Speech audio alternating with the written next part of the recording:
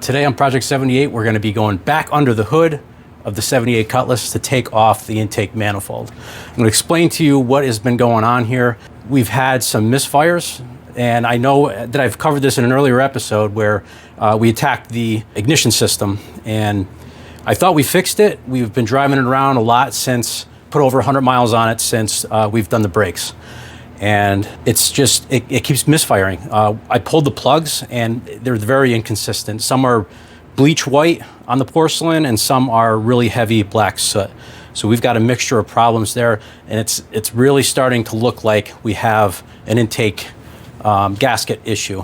And I don't think it's leaking on the top end because I've sprayed brake cleaner around the entire thing, around the base of the carburetor, and I can't get the idle to change, nothing changes. So it could very well possibly be leaking in the lifter valley underneath. I've heard that that's an issue with these Vortec engines. I bought brand new gaskets, GM style, AC Delcos, and today that's what we're gonna do. We're gonna pull the intake manifold and replace those gaskets. And also this is a 25-year-old plus build on this engine, and we've never taken the top end off since we first put it together over 25 years ago. So I think that is, it's long overdue for a rebuild on the upper end anyway. So let's get going.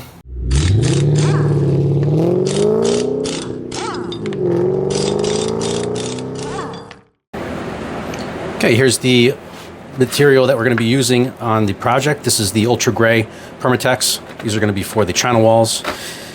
And I got this stuff here. I'm going to use this to seal the bolts for the intake manifold. We got some spark plugs because the other ones are fouled out. I don't want to reuse them. They've been in there for a couple of years after we did that ignition upgrade. So I'm going to replace those. And after all said and done, we're going to do a nice oil change, full synthetic of the 10W30. And here's the gaskets. These are the AC Delcos, the GM versions. And these are the highly recommended gaskets to use. You can see they're about an 1/8 inch thick. They're super nice material. Heavy plastic, and they have like this embossed rubberized gasket around each one of the ports here. That's lifted up further than the plastic is. So I don't know what we used in there before. We might be surprised. I don't know. It was a long time ago. I don't remember what we used for gaskets before. And I also got a PCV valve. The first thing we're going to do here is drain down the coolant. And lucky for us, Cold Case put a nice little petcock right here, right on the driver's side. So what I did is I got a clear hose here, and I'm going to cut it to length, and I'm just going to drain it into an old washer fluid jug. Collect about 1 gallon of it.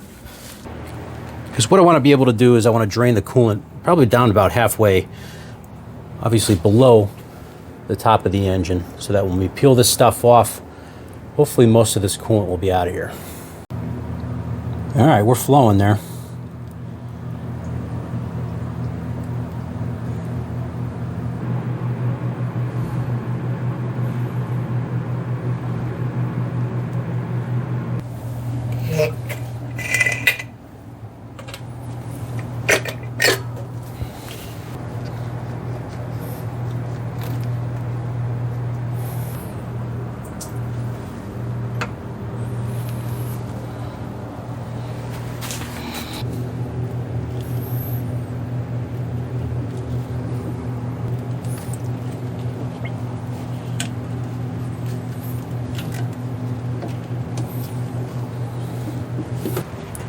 All right, so far so good. The upper hoses are taken off. Not too much water came out, so I think we're in good shape. And also, I think what I'm going to try and do here is I'm going to leave the fuel rail right on the carburetor.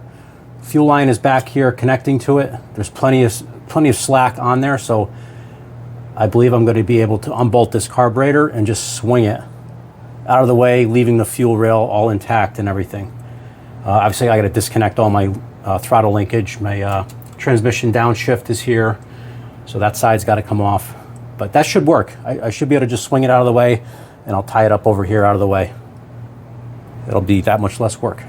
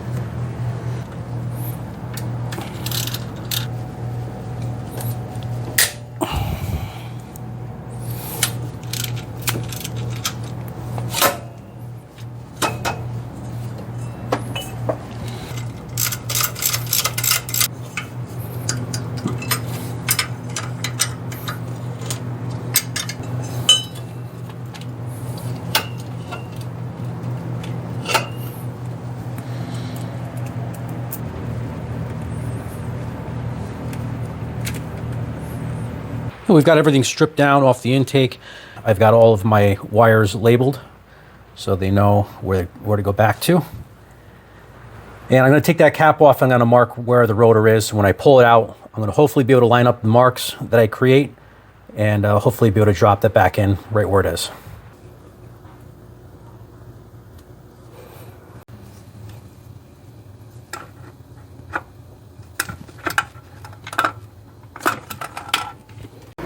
Okay, here's my marks on the distributor. On the base, you'll see that 2 mark. That's where it ended up after I pulled it out. And the 1 is where it started. So after I drop this back in the engine, let's hope that that we can get this to line back up. Okay, at this point, everything is off the intake manifold. Everything's isolated, so we're going to get these bolts out. There's 4 in the back. There's 4 in the front. I'm going to get those out, and we're going to pull the intake manifold off.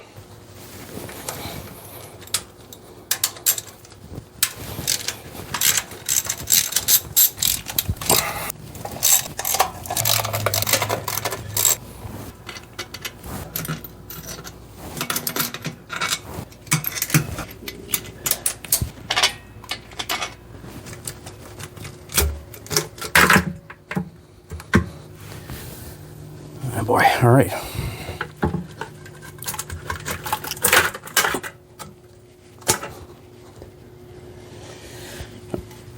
Get off there, there you go. All right, we're out. What do I do with this thing? Let me get out of the car.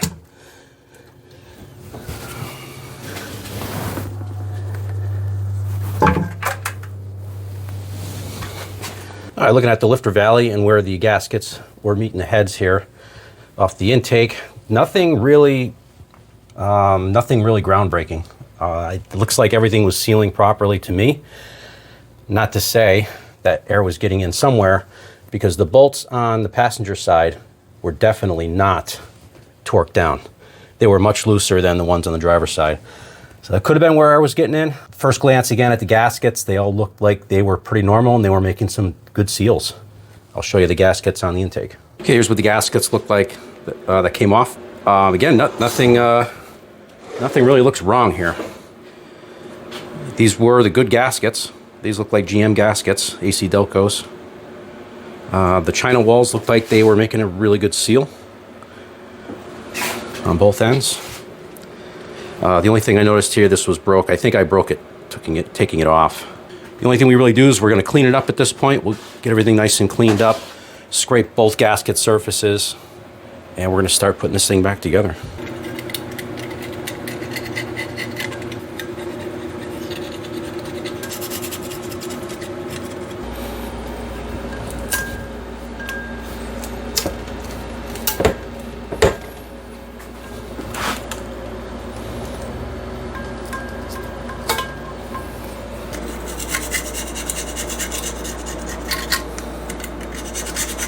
Now we're going to hit this with some engine degreaser.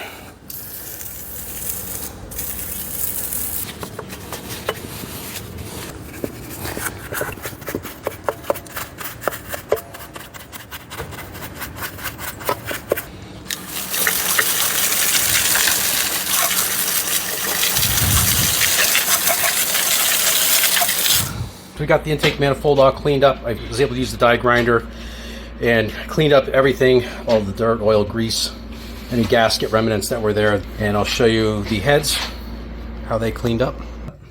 Used the same process here with a die grinder with like a rubber wheel on it. Same attachment I used for the brake rotors. China walls are all cleaned up. I cleaned those up, make sure there's no remnants of any oil on there, so the RTV will seat nicely there. What I did here is I put a skim coat on. I read online that this is what a lot of guys do. Gives the RTV a good surface to adhere to. And I'm going to do the same thing on the other side. I just put a little dab there and I just used my finger. I used this watered down Dawn dish soap to get rid of any oil that might be, any oil residue that might be on there. So we got a nice clean surface. And back to the engine, we're going to start prepping the China walls. As you can see, I've got the skim coat on there already. And we're going to go ahead and put a little bit of extra gasket maker here in the corners where the heads meet. Then we're going to lay down a bead, about 1/4 inch, and that's going to happen in the front, and then we're going to go to the back. And we're going to repeat that process, putting a little extra bead of RTV in the corners.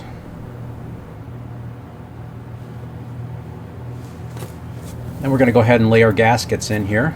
They have like these metal washers in these new gaskets, and I think that is to prevent crushing and over tightening of these gaskets, because I think that's where the major problems were with these things, is guys were over tightening them.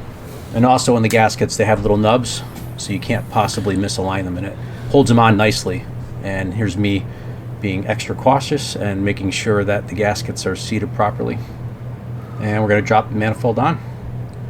The idea here is you want to be as straight up over the holes as the best you can, and you're going to drop it straight down, and once it drops, you don't want to move it around too much and disrupt that silicone. And once you're comfortable with where it's set up, you're going to install your bolts, and you're going to seal the threads on those. And here's my cheat sheet.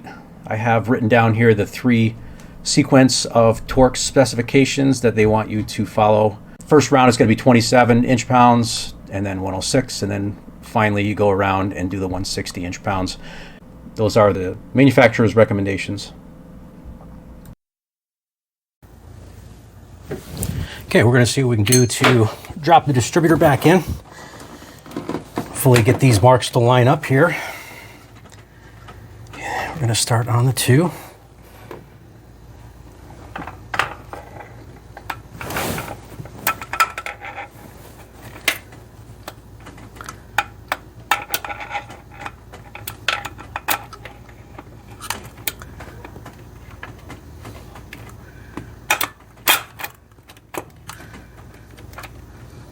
Yeah, that's right where it was. All right. I think that actually dropped right down in there too. That certainly did. Along with my screwdriver.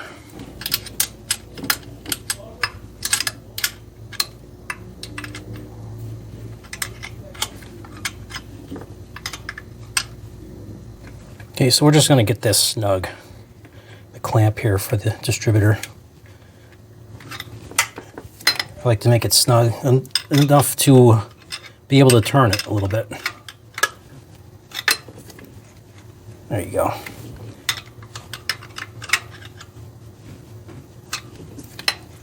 That's pretty good.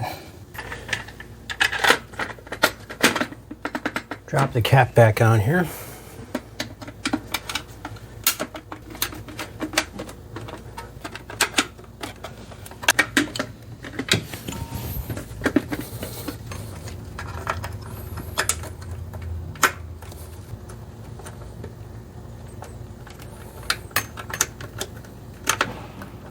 Okay, here's a quick look inside the valve cover while I've got it off.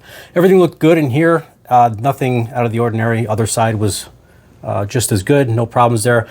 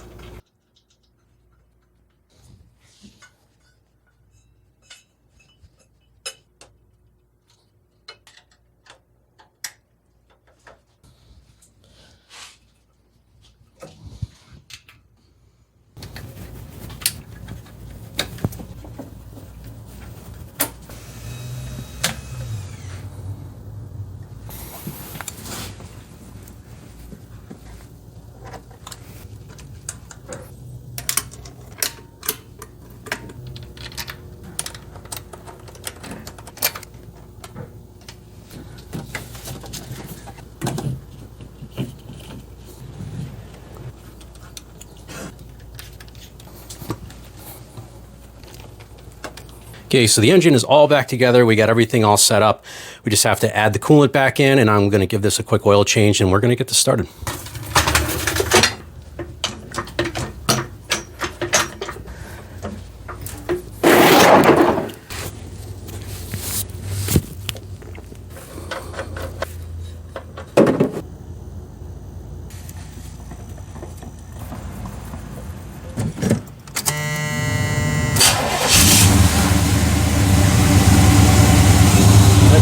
right up.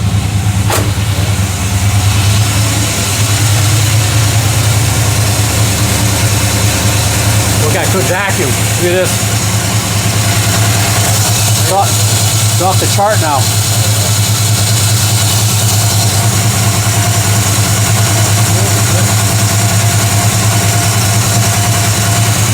Sounds good. It's still on choke though, so once I kick it off choke, we'll see.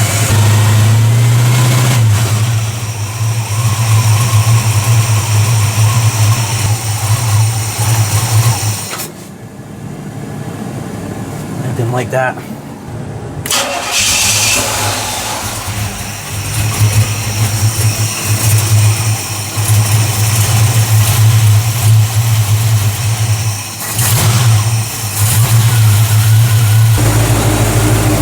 So we got the vacuum dialed in. The engine already right now seems a lot more stable at idle. There's no more shaking here. The vacuum is right in the middle. I set up the idle circuit on the carburetor. We're going to take this out for a drive and see if we fix this problem.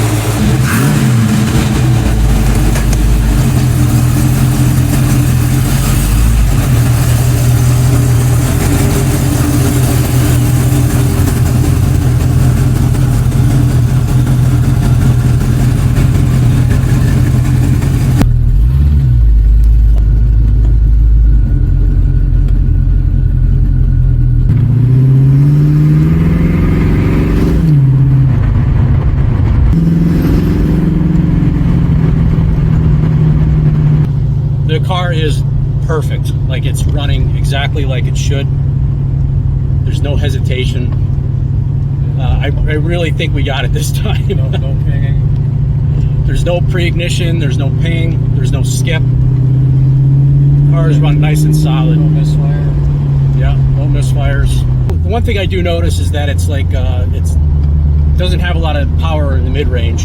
It's kind of laggy, but I'm sure it's a timing. You know, we'll fine tune that for sure. But overall, the engine is healthy. Like it's happy. So I think this is a success. I think we fixed it.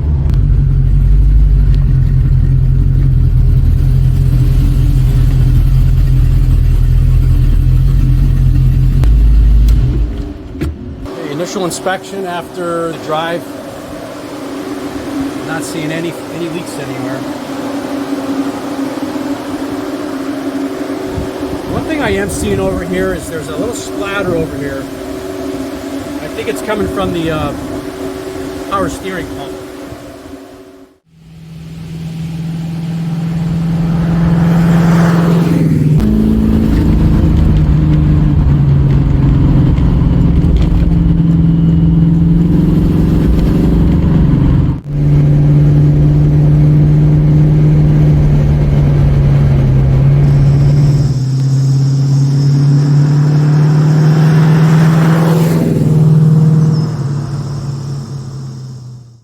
All right, we're gonna wrap this one up.